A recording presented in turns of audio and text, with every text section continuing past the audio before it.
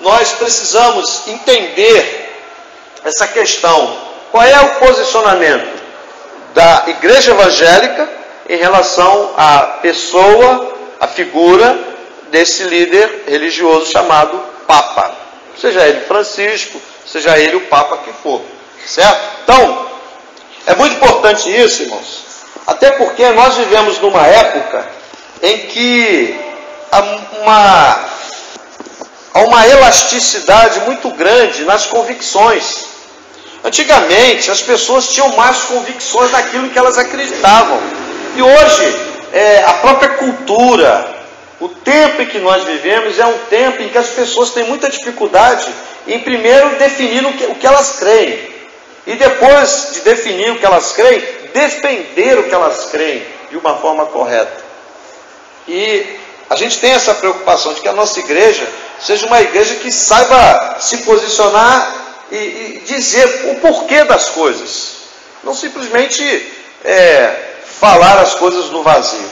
Então, hoje eu quero tentar, de uma forma bem objetiva e resumida, relembrar aos irmãos, porque esse assunto não é a primeira vez que eu falo, sobre qual é o posicionamento que nós, como igreja, temos em relação à pessoa do Papa. Até por causa do momento que nós estamos vivendo. A gente olha e vê toda essa movimentação, todo esse frisson em relação à presença do Papa no Brasil. Então, em primeiro lugar, qual é a origem do papado?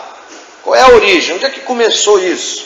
Historicamente, irmãos, o Papa, a figura do Papa vai se tornar uma figura de destaque lá por volta do século IV. Logicamente, século IV depois de Cristo. Quando a igreja romana, quando a igreja ela vai se tornar a religião oficial do Estado romano. Um imperador chamado Constantino, eu não vou me demorar muito nesse ponto, nem posso me aprofundar em cada um desses pontos, mas a gente precisa ter uma visão básica disso. Quando esse imperador, num determinado momento, dizendo ele ter tido uma visão de uma cruz, e naquela visão dizia que por este símbolo, ele estava diante de uma batalha, e naquela visão que ele diz ter tido, dizia, por este símbolo vencerás, e era uma cruz. A partir disso, ele vai para a batalha, ele vence a batalha, e há uma série de detalhes aí, eu estou resumindo a história. Ele se coloca numa posição de, como autoridade máxima do Império Romano, ele decreta então que a religião cristã passaria a ser a religião oficial do Estado romano. Nisso então, o cristianismo, entre aspas, se torna a religião oficial do Estado. Então todo cidadão romano, teoricamente, agora seria cristão. A partir disso, a igreja entra num processo terrível de corrupção, de desvio. E com essa dinâmica toda, uma das coisas que vai acontecer é que o bispo de Roma, da cidade de Roma, se torna o bispo maior entre os outros bispos católicos das outras cidades. E com a elevação do bispo de Roma, se torna aí a pessoa do Papa a figura mais importante como autoridade debaixo do imperador romano, como a pessoa mais importante dentro da estrutura hierárquica católica. E isso ali se estabelece a raiz do que hoje é chamado de papado, ou seja, o governo do bispo de Roma, porque o Papa até hoje é o bispo de Roma. Então, isso não tem nada a ver com Jesus, isso não tem nada a ver com Bíblia, isso foram fatores históricos, foram arranjos políticos, econômicos, sociais, históricos, que acabou levando a essa estruturação, a elevação do bispo de Roma como Papa, o Papa de Roma, ou o Papa que se tornou o pai da igreja, que a palavra Papa significa exatamente isso, pai dos fiéis, ou pai da igreja. Então, aí a gente já começa a perceber que há alguma coisa estranha em relação a nós evangélicos. E aí eu quero destacar alguns títulos que o Papa tem e que para nós que temos a Bíblia, que declaramos que a Bíblia é a nossa única regra de fé e prática, esses títulos dados, aceitos e reconhecidos dentro do mundo católico para a pessoa do Papa são títulos antibíblicos. Então, o primeiro deles, Vigário de Cristo. Eu tinha preparado aí as transparências, mas não está funcionando ali. Então, preste atenção aqui para você poder captar bem. Primeiro título, Vigário de Cristo. Vigário de Cristo. A palavra vigário significa substituto. Então significa que o Papa, ele assume o título de quê? Substituto de quem? De Jesus Cristo. É isso mesmo, irmãos. É como se Jesus foi para o céu e agora na terra nós temos um substituto, um representante de Jesus. E esse representante, dentro da visão católica, é o Papa. E hoje o Papa Francisco. Mas, quando nós nos voltamos para as Escrituras, nós vamos encontrar lá em João 14, versículo 16 a 18. E a pergunta que se levanta antes da gente ler esses 3 textos de Nova Mulher é a seguinte: nós podemos acreditar nisso? Nós podemos ter o Papa como representante de Cristo para nós, como vigário de Cristo? Não. Por que não? Porque a palavra de Deus nos ensina diferente. A Bíblia diz assim, em João 14, 16 e 18: e eu rogarei ao Pai, e Ele vos dará outro Consolador, para que fique convosco para sempre. O Espírito da verdade, que o mundo não pode receber, porque não o vê, nem o conhece, mas vós o conheceis, porque habita convosco e estará em vós. Não vos deixarei órfãos, voltarei para vós. Em João capítulo 15, verso 26, também está escrito: mas quando vier o Consolador, que eu da parte do Pai vos hei de enviar, aquele Espírito da verdade, que procede do Pai, testificará de mim. Em João 17, obrigado, irmãos, pode caminhar aí que eu já estou nos erros do papado. João capítulo 16, agora vai ficar mais dinâmica ainda, vai ficar mais fácil. João 16, verso 7 e verso 13, diz assim: todavia digo-vos a verdade, vos convém que eu vá, porque se eu não for, o Consolador não virá a vós, mas se eu for, enviá-lo-ei. Verso 13: mas quando vier aquele Espírito da verdade, ele vos guiará em toda a verdade, porque não falará de si mesmo, mas dirá tudo o que tiver ouvido e vos anunciará o que há de vir. Então, irmãos, quem é o verdadeiro representante de Cristo na terra? O Espírito Santo. Pelo menos nesses 3 textos já fica muito claro para nós isso.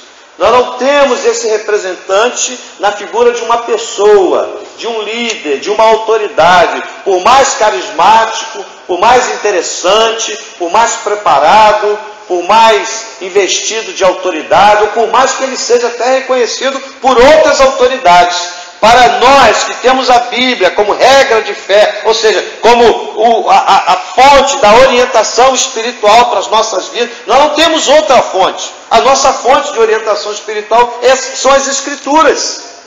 E as Escrituras nos dizem que o Senhor Jesus rogaria ao Pai e Ele nos enviaria um Consolador. Quando Jesus disse que era necessário que Ele fosse para que o outro viesse, esse outro é outro a palavra grega significa outro da mesma natureza que Jesus. Então como é que Jesus está presente entre nós hoje? Através da presença do seu Santo Espírito, no meio da igreja e nas nossas próprias vidas. Amém? Então, se nós quisermos falar o vigário, o substituto, o representante de Cristo na terra, não é outro senão o próprio Espírito Santo.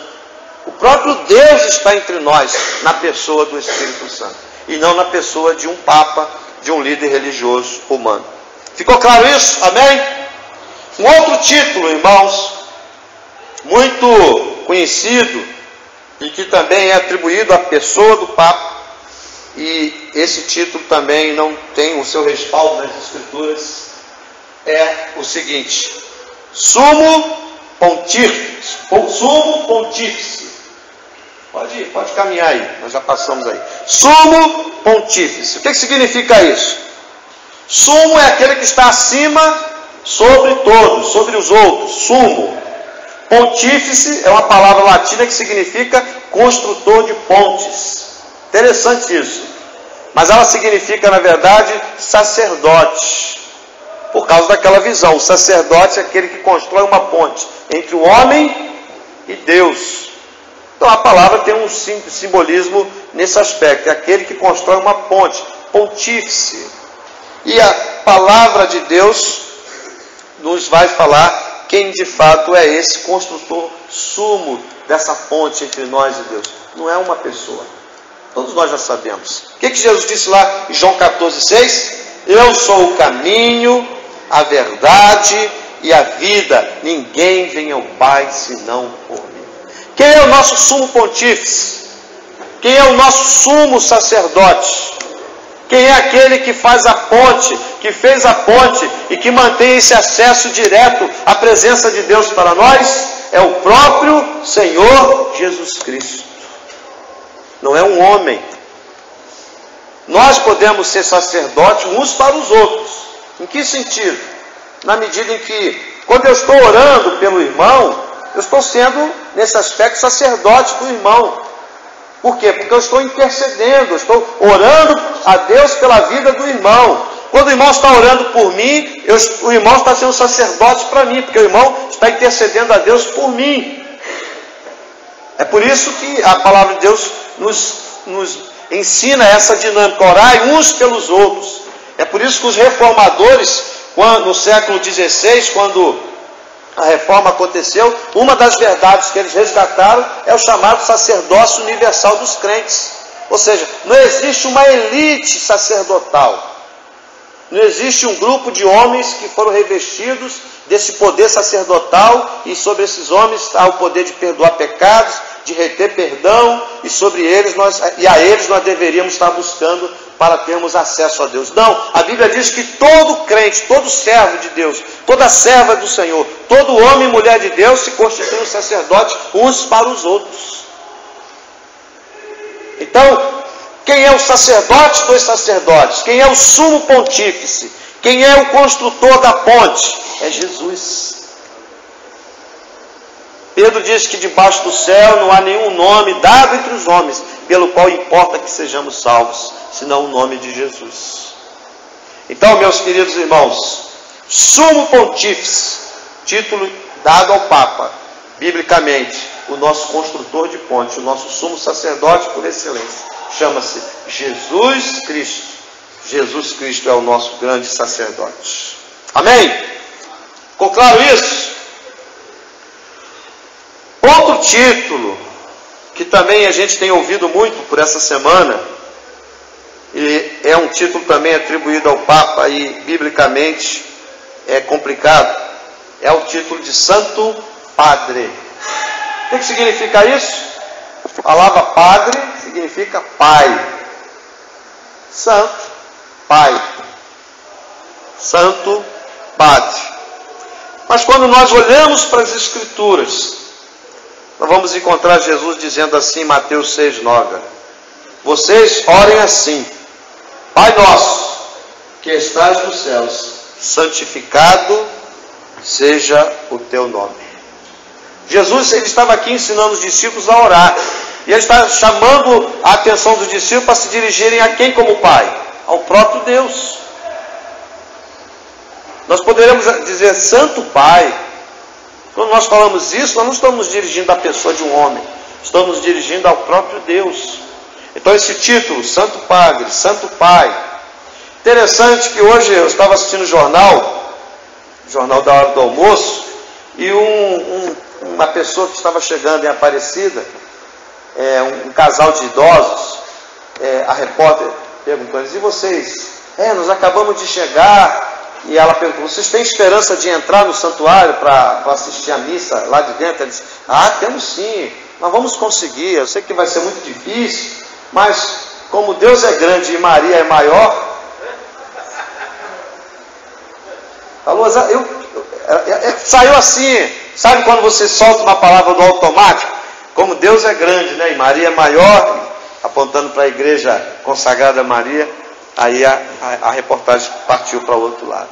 Porque esses títulos todos vão alimentando essa atmosfera. Vigário de Cristo, Sumo Pontífice, Santo Padre. aí a gente começa a entender por que há toda esse movimento, há toda essa expectativa, toda essa comoção ao redor dessa pessoa. Por quê?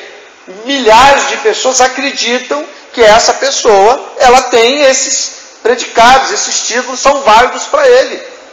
Imagine você chegar diante do homem que você acredita que é o representante de Cristo. Imagine você chegar diante do homem que você acha que ele é o seu sumo sacerdote, o sumo pontífice. Imagine chegar diante do homem que é chamado de Santo Pai ou Santo Padre. E mais, uma outra característica, ou um título, ou um poder que é atribuído à pessoa do Papa, é a da chamada infalibilidade papal. A palavra infalibilidade significa aquele que não é falível, ou seja, aquele que não erra. Em que aspecto? Foi no Concílio Vaticano I, lá em 1870, portanto no século XIX, foi atribuído à pessoa do Papa esse poder de infalibilidade, ou seja, foi declarado que em assuntos de fé e de moral, a pessoa do Papa é infalível, ou seja, o que ele disser, o que ele escrever, o que ele declarar a respeito de fé e a respeito de moral, não pode ser questionado por um católico. É uma palavra infalível, porque é uma palavra do Vigário de Cristo, do Sumo Pontífice, do Santo Padre, ou do infalível Papa. Bem, quando a gente começa a pensar nisso, a gente tem que voltar lá atrás. Alguns aqui sabem disso, que a Igreja Católica diz que quem foi o primeiro Papa? Pedro. Porque eles dizem que Pedro foi o primeiro Papa e a partir de Pedro há uma sequência histórica que chega até a pessoa do Francisco. Isso também é outro debate, mas nós não vamos tratar disso nessa noite. Mas vamos supor, irmãos, que Pedro fosse esse tal primeiro Papa, que a gente sabe que não é. Primeira coisa de cara, a gente já olharia em relação, por exemplo, a essa questão da infalibilidade papal. Pedro, o apóstolo Pedro, por exemplo, ele nunca consentiu que alguém se ajoelhasse a seus pés. Nunca. Texto clássico disso, Atos 10, versículo 25 e 26. Vou ler para vocês. Quando Pedro ia entrando na casa, Cornélio dirigiu-se a ele e prostrou-se aos seus pés. Ou seja, se ajoelhou aos pés de Pedro, adorando-o. Mas Pedro o fez levantar-se, dizendo: levante-se, eu sou homem como você. Interessante, não é? Por isso que o raciocínio é esse. Ainda que Pedro fosse o primeiro Papa, que ele não é. Ele foi um apóstolo entre os apóstolos. Mas vamos supor que teoricamente ele tivesse sido esse primeiro Papa. Em momento nenhum nós vamos encontrar, ao contrário, nós vamos ver aqui que Pedro reage veementemente, dizendo: olha, não faça isso. E por que Cornélio fez isso, irmãos? Cornélio não fez isso porque ele chegou lá dizendo: eu sou o vigário de Cristo, eu sou o sumo pontífice, eu sou o santo padre. Cornélio se prostrou diante de Jesus porque Cornélio sabia que Pedro era um enviado de Jesus. Porque Cornélio tinha tido uma visão, e naquela visão ele tinha recebido a orientação de mandar chamar numa outra cidade um homem chamado Pedro, porque aquele homem lhe traria palavras de salvação. Então, os irmãos aqui conhecem a história. Pedro também teve a visão lá do lençol. Pedro não queria ir. Pedro questionou, porque Pedro achava que a salvação era só para judeu, que ele não podia ir na casa de um não judeu, de um gentio. E aí Pedro se quebranta, ele vai, ele leva mais alguns companheiros com ele. E quando ele chega lá, Cornélio não conhecia Pedro. Cornélio não era vizinho de Pedro. Cornélio vivia numa cidade, Pedro em outra cidade. Mas Pedro obedeceu e foi. E quando aquele homem entrou na casa de Cornélio, Cornélio sabia: bem, Deus me mandou chamar esse homem. Isso significa que esse homem tem algo especial, tem algo para a minha vida de Deus. Então, naturalmente, o que Cornélio fez? Ele se prostra diante de Pedro.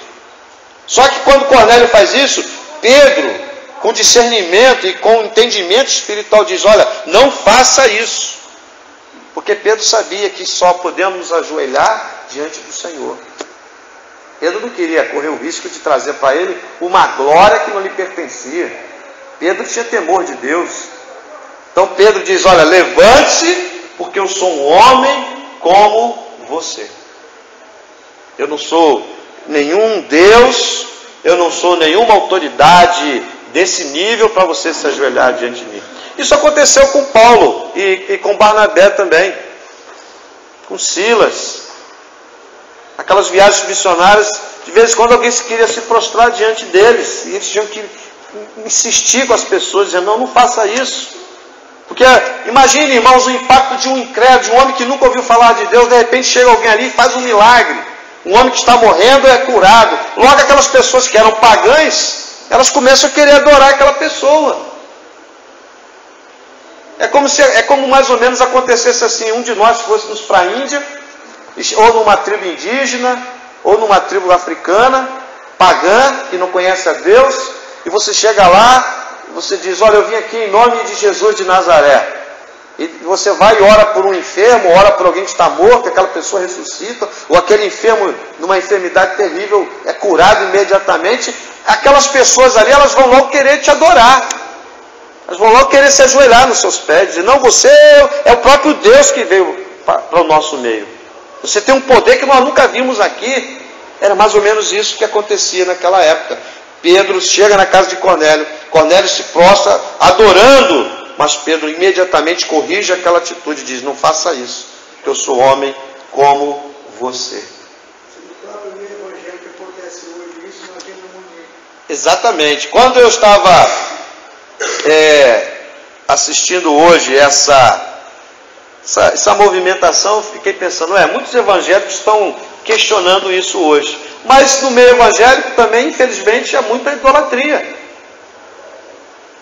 Quando você fica adorando um ídolo gospel, quase se descabelando por causa daquele cantor, daquela cantora, isso, irmãos, é idolatria. Quando certos pastores aí querem ser exaltados, quase como Deus, as pessoas quase que se ajoelham diante dele, beijam os pés deles. Não podem nem ser, as pessoas querem tocar. E esse eu ele vem dos dois lados. Ele vem tanto das pessoas que fazem isso, como do próprio que é adorado, que alimenta isso na mente das pessoas. Quando a gente olha para Jesus, a gente vai ver exatamente o contrário. A gente vai ver um homem quebrantado, um homem humilde de verdade, não é falsa humildade, que vai ao encontro das pessoas carentes, que se quebranta, que é acessível. Esse é o Espírito de Jesus, diferente do que a gente vê no meio da adoração ou da atenção que é dada à pessoa do Papa e é de muitos líderes ditos evangélicos, que de evangélico não tem mais nada. Mas tem mais, irmãos. Um outro erro papal muito sério, que é a questão do celibato. O que é o celibato? É a proibição que existe do clero ou dos padres do próprio Papa se casar. Bem, pensando nisso, vamos supor que Pedro fosse o primeiro Papa. Ontem, lá no culto em Santa Afonso, eu preguei sobre esse texto. A gente sabe que Pedro tinha sogra. Se ele tinha sogra, significa que ele era casado. Então Pedro não era celibatário. E até se fala no Novo Testamento que uma das expectativas para os pastores, para os presbíteros e até para os diáconos é que eles fossem o quê? Maridos de uma só esposa. Paulo fala que a pessoa sozinha, ela teria menos preocupação, porque a pessoa sozinha, ele vai ter menos preocupação em relação à família, em relação a administrar uma casa, até em relação aos seus gastos mesmo. Ele vai ter uma vida muito mais barata do que a despesa ou a responsabilidade de uma família. Mas isso não é uma questão obrigatória. Até se alguns teólogos defendem a tese que algumas pessoas na igreja recebem o dom espiritual do celibato. Ou seja, que alguns homens e algumas mulheres na igreja de Jesus receberam a capacidade, o dom de serem felizes solteiros, em prol da obra de Deus. Mas isso, eu creio, é um dom para alguns. Mas o natural, o normal é que o homem e a mulher busquem uma esposa, um esposo, case e seja feliz na sua vida conjugal. Como Pedro era casado. E há um texto muito interessante, quando Paulo está escrevendo a Timóteo, no capítulo 4, em que ele faz uma referência aos tempos que correriam da primeira vinda de Jesus até a segunda vinda do Senhor, que a gente entende como últimos dias. Paulo escreve a Timóteo dizendo assim: mas o Espírito Santo expressamente diz que nos últimos tempos apostatarão alguns da fé, dando ouvidos a espíritos enganadores e doutrinas de demônios. Aí ele coloca algumas outras coisas e no finalzinho ele diz: proibindo o casamento. Então Paulo já diz que alguns mestres estariam ensinando que o casamento deveria ser proibido. Ou seja, forçando as pessoas ao celibato. Então, para clarear ou rememorar o que eu já falei até aqui, nós já falamos sobre alguns erros de títulos dados à pessoa do Papa. E olha, gente, isso que eu estou dizendo aqui não é coisa da Idade Média. Tudo isso aqui é atribuído à pessoa do Papa Francisco. Ele é visto como vigário de Cristo. O que é vigário, gente? Substituto, representante. Ele é visto como sumo pontífice, ele é visto como santo padre, ele é visto como a pessoa infalível dentro de assuntos de fé e de moral. Ele é o defensor do celibato.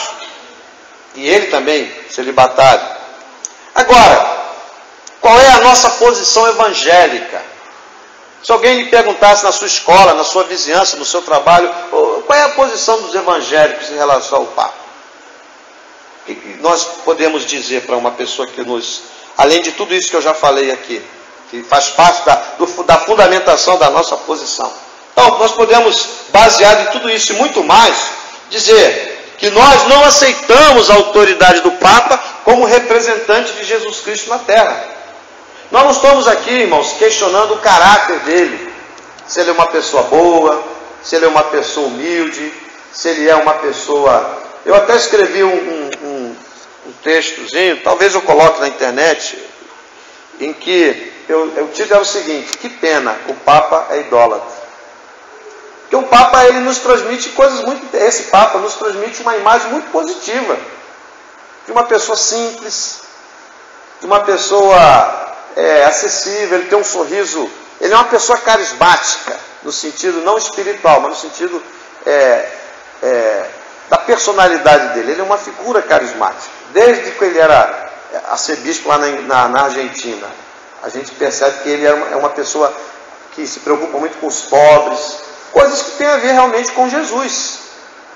Mas, se ele, juntamente com isso, fosse um homem que realmente estivesse disposto a levar a igreja a uma mudança, o que ele deveria fazer, o que ele estaria fazendo era uma nova reforma.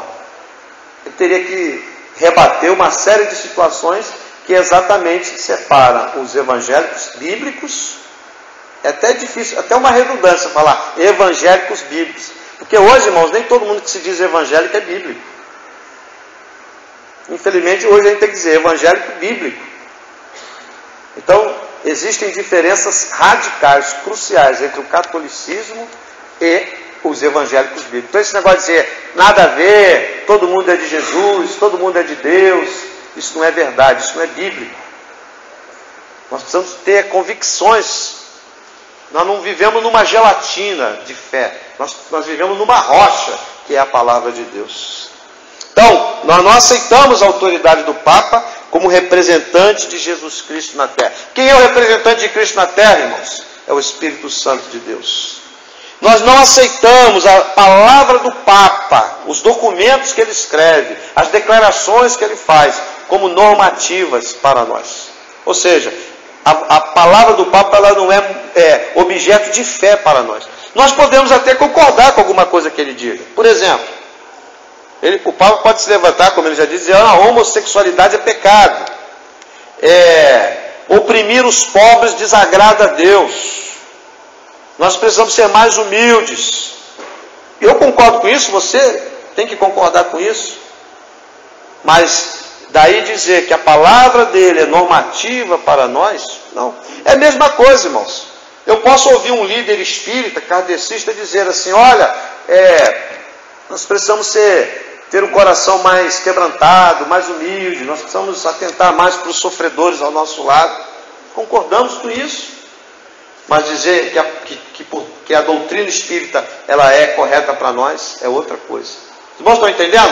Nós precisamos ter a mente aberta para discernir uma coisa da outra. Nós não aceitamos a palavra do Papa como normativa para nós, ainda que venhamos concordar em alguns aspectos que são certamente comuns.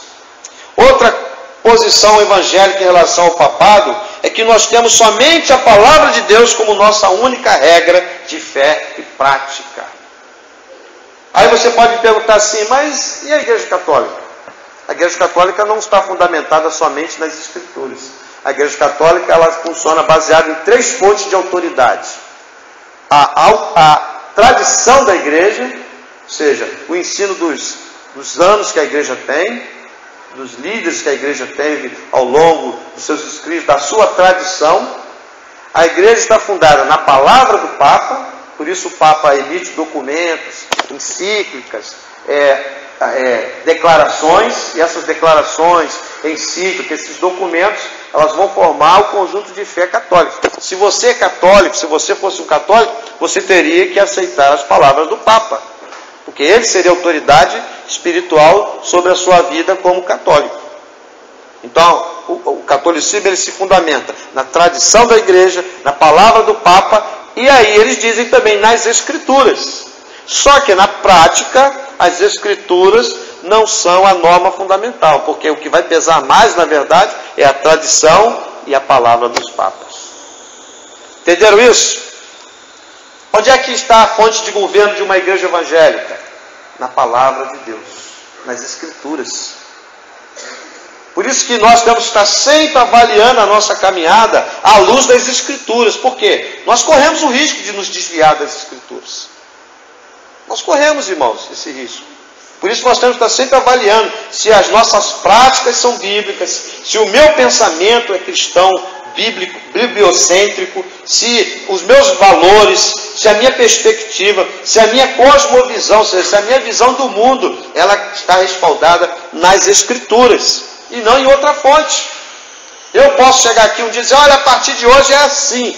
Mas essa palavra pastoral, ela só tem autoridade se ela estiver fundamentada onde? Na Bíblia Sagrada. Por quê? Eu posso simplesmente amanhã inventar um negócio da minha cabeça, chegar aqui e dizer que é assim, e o pastor falou que é assim, então vai ser assim, né? Porque ele falou que é assim, e assim muitas igrejas funcionam. Tem igrejas que inventam coisas mirabolantes, que não tem nada a ver com Escritura. Mas as pessoas não são motivadas a pensar, elas são motivadas a acreditar em tudo que a autoridade diz. Por isso que nós estávamos falando, foi lembrado aqui, que não existe idolatria só no catolicismo, existe idolatria também dentro de comunidades evangélicas. Não existe superstição só dentro de igrejas evangélicas, existe de igrejas católicas, existe superstição também dentro de igrejas evangélicas, ditas evangélicas. Ou não existe? Claro que existe. Irmãos, sabe por que o Papa faz tanto sucesso? Porque as pessoas precisam de ídolos. As pessoas estão carentes de ícones. O que é um ícone? É um ídolo, uma referência. Nós vivemos num mundo que está desorientado, perdido. As pessoas não sabem no que acreditar.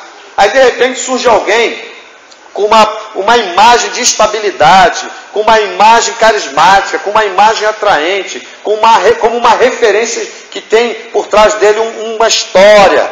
Isso atrai as pessoas. As pessoas ficam ansiosas. Por exemplo, nasceu o filho lá da Kate e do príncipe da Inglaterra, o novo príncipe. Por que as pessoas vibram, criam toda aquela coisa ao redor daquela criança também? Pela mesma razão. Fundamentalmente é a mesma coisa. As pessoas precisam de ícones, de referências, de ídolos.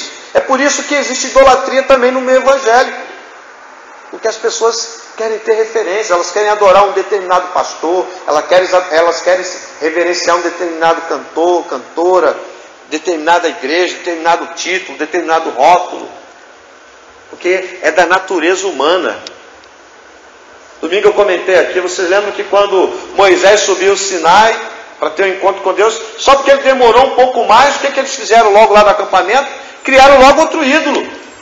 Vamos dizer, nós não podemos ficar sem ídolo não. Esse Deus Jeová aí está demorando muito a se manifestar. Eu acho que Moisés já morreu, então vamos fazer um ídolo para nós aqui. E hoje, irmãos, o espírito de idolatria continua. As pessoas estão sempre criando ídolos para si.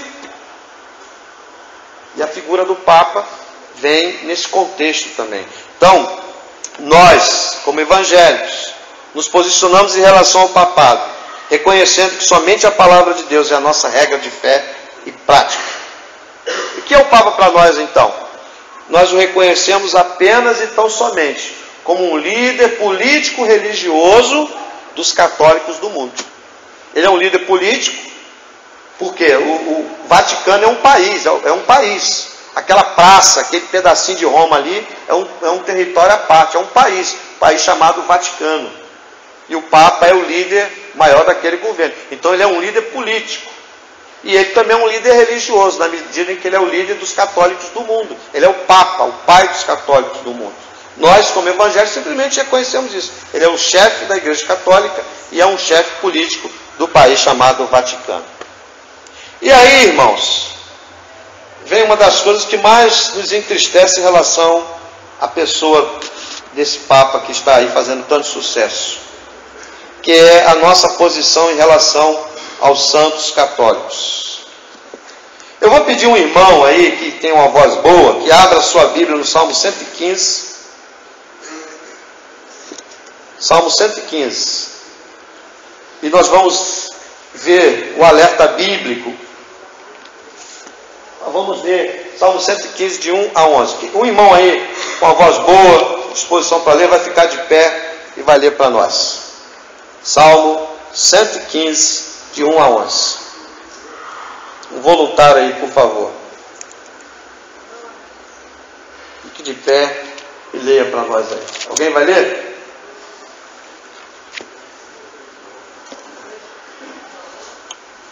Eu vou ler então, irmãos. Demoraram muito. Salmo 115, de 1 a 11. Somente a Ti, ó Deus, a Ti somente, e não a nós, seja dada a glória por causa do Teu amor e da Tua fidelidade.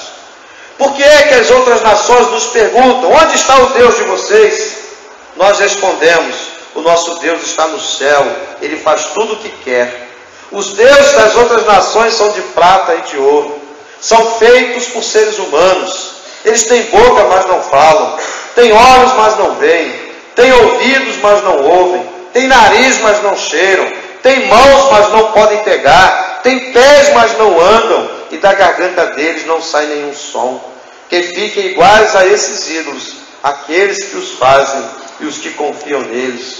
Ó israelitas, confiem em Deus, o Senhor. Ele é a ajuda e o escudo de vocês. Sacerdotes de Deus, confiem no Senhor. Ele é a ajuda e o escudo de vocês. Confiem no Senhor, todos os que o temem.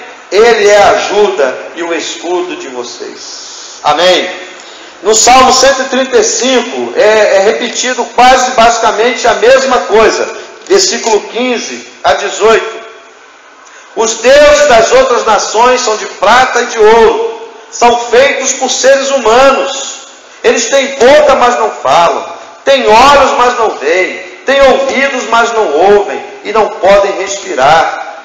Que fiquem iguais a esses ídolos, aqueles que os fazem, e também os que confiam neles. E Isaías, capítulo 42, versículo 17, há aqui uma palavra também poderosa, diz assim: mas serão derrotados e humilhados todos os que confiam em ídolos, todos os que dizem às imagens, vocês são os nossos deuses.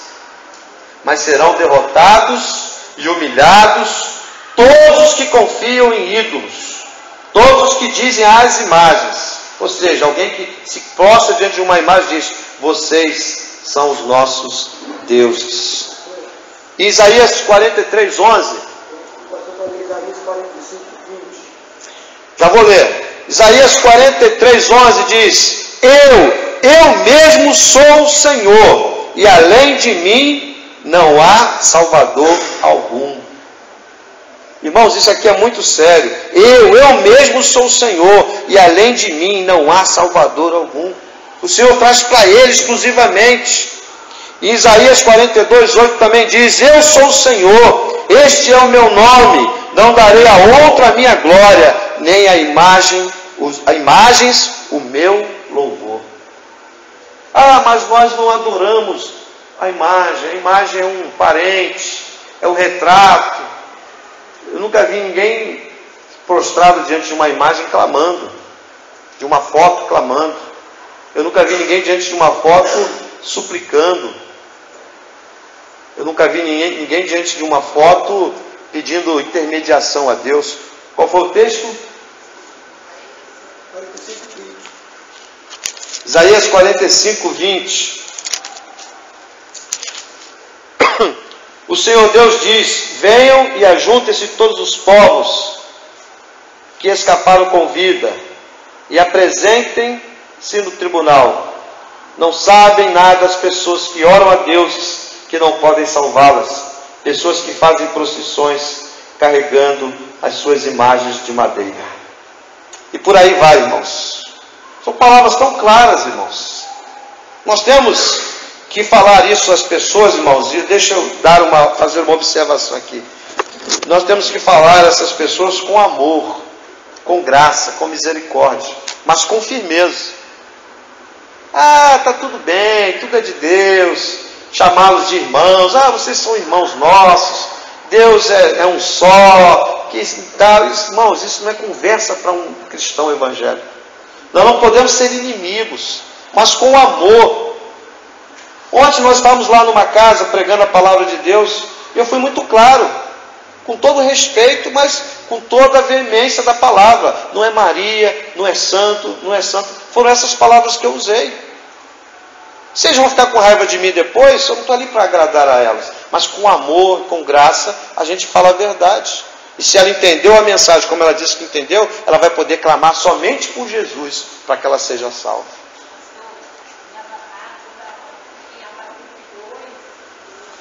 Irmãos, tem muitos textos, irmãos, que falam contra a idolatria. Isso aí é muito claro na Bíblia, está cheio de textos assim.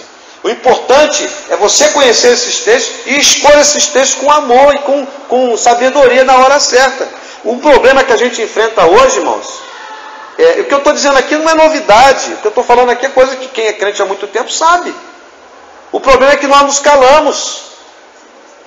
Nós ficamos fazendo às vezes média, nós ficamos às vezes passando a mão na cabeça. Não queremos nos comprometer, não queremos nos posicionar. E quando a gente faz isso, a gente passa uma mensagem errada. As pessoas acham que elas vão para o céu a si mesmo. Ou elas acham que estão certas, adorando imagens, adorando ídolos, adorando pessoas. Nós temos que nos vigiar para nós também não sermos idólatras. E enquanto nos vigiamos e nos colocamos corretamente diante de Deus, vamos compartilhar essa palavra com amor, com graça, com sabedoria e com firmeza. E aí, irmãos, preste atenção. Uma referência específica que eu gosto muito desse texto, a pessoa de Maria, que é o foco. Nós não podemos adorar Maria. Ah, mas Maria é a mãe de Jesus. Eu já ouvi até crente falando isso. Irmãos, Maria foi uma serva consagrada de Deus. Ela é modelo para nós, como Paulo, como Pedro, como Tiago, como João, como todos os discípulos foram modelos para nós, de uma serva que se comprometeu, de uma serva que foi obediente, de uma serva que procurou fazer a vontade de Deus. Mas daí dizer que ela é tudo aquilo que no catolicismo e que o Papa diz que ela é, aí nós partimos para a heresia. Saímos da Escritura. Porque olha o que a Bíblia diz. Lucas 11, 27 a 29. E eu peguei esse texto de uma versão católica, para não ter dúvida. Enquanto ele assim falava, uma mulher levantou a voz no meio do povo e lhe disse: bem-aventurado o ventre que te trouxe e os peitos que te amamentaram. A mulher disse isso exclamando, gritando, porque ela estava vendo a ministração de Jesus. E ela ficou tão feliz que ela disse: puxa, bem-aventurado, ou seja, abençoado, Feliz o ventre que te trouxe, os peitos que te amamentaram. Qual foi o ventre que trouxe Jesus? Qual foi o peito que Jesus mamou? Maria. Mas Jesus, olha, próprio Jesus corrigiu. Antes, bem-aventurados aqueles que ouvem a palavra de Deus e a observam. Deus está dizendo, olha, não é Maria que é bem-aventurada. Ela é também. Bem-aventurado é quem ouve a minha palavra e a coloca em prática. Não é tão bom a gente falar a verdade para as pessoas com amor? Olha, meu querido, a Bíblia está dizendo aqui, ó, você tire as suas conclusões. Quando a gente ministra a palavra, irmãos, a gente tem que fazer isso na dependência do Espírito Santo. Não é você que vai convencer a pessoa. Você tem que expor a verdade a ela em amor e deixar que o Espírito Santo venha e faça a obra, o milagre da conversão, o milagre do convencimento maior. Então, meus irmãos, caminhando para concluir essa palavra, eu estou tentando gravar essa mensagem aqui no nosso celular. Se ficar bom, alguém quiser uma cópia depois, eu posso repassar. Precisamos, na verdade, diante de tudo isso, irmãos, nos entregar a Jesus a cada dia. Confiar somente na obra que Ele fez por nós na cruz do Calvário. Nós não podemos acrescentar nem tirar nada da obra de Jesus no Calvário.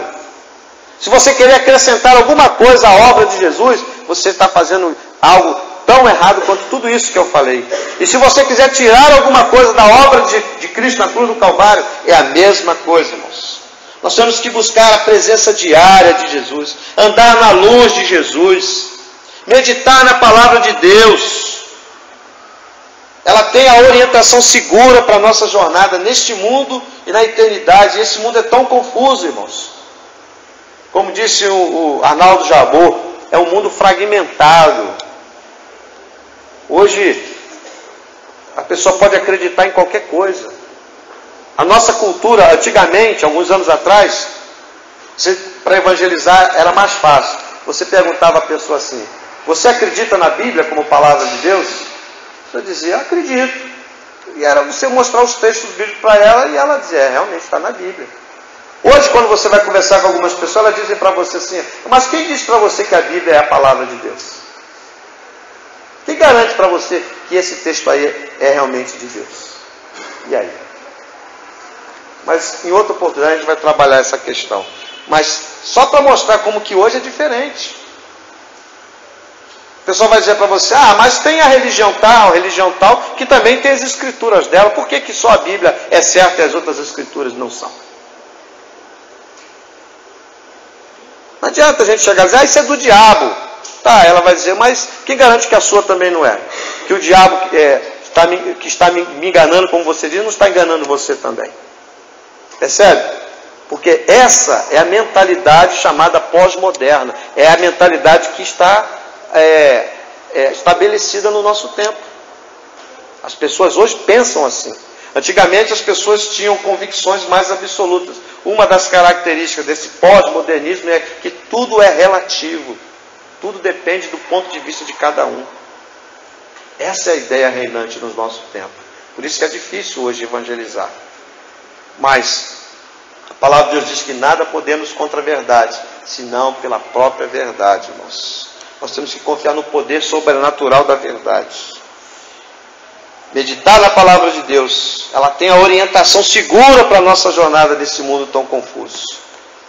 Você precisa da bênção de Deus, então você precisa ouvir e falar a palavra de Deus, aprender a palavra de Deus. Nós precisamos ter a visão de Deus para a nossa vida, para podermos apresentar esse mundo. Porque, irmãos, toda essa movimentação ao redor do chamado Papa Francisco revela uma coisa, é a carência espiritual que as pessoas estão. Só de ver aquele homem passar, as pessoas choram, as pessoas se emocionam, as pessoas ficam quebrantadas. Por quê? Porque há toda essa áurea, há todo esse pano de fundo, há toda essa marca que eu descrevi aqui para vocês ao redor da imagem daquela pessoa. E ele, como ser humano, é uma pessoa carismática. Então essa carência das pessoas, ela se manifesta nesses momentos. Como se manifesta dentro de um centro espírita, como se manifesta diante de qualquer líder religioso, inclusive com os evangélicos. Tem líderes evangélicos, como eu disse, que por onde passam as pessoas querem passar perto dele e tocar nele, como se o toque naquele homem fosse transmitir a eles uma virtude, como se fosse o toque no próprio Jesus. Por que isso acontece? Porque é uma carência real na alma do ser humano.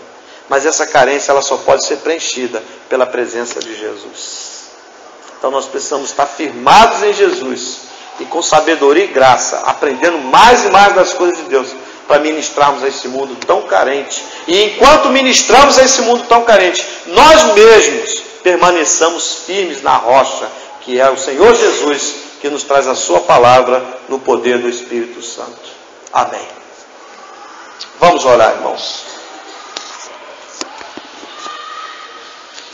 Senhor, em nome de Jesus, nós pedimos que o Teu Espírito Santo, Pai, nos ajude a entender tudo aquilo que nós não entendemos, Pai. Há tanta coisa, Deus. Mas, Pai, a Tua palavra ela é direta nesses pontos. Pedimos que o Senhor nos capacite a termos uma fé robusta, uma fé firme. Não uma fantasia, Pai, mas uma fé firmada na rocha. Uma fé que tenha consistência, uma fé que é defendida em qualquer ambiente da sociedade, Pai.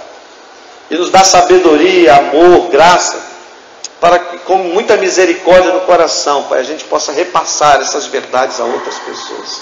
Não com um espírito de superioridade, ou de que alguém sabe tudo, mas com um coração quebrantado, na dependência do Teu Espírito, que há de convencer aqueles corações que ainda hão de ser salvos, Pai.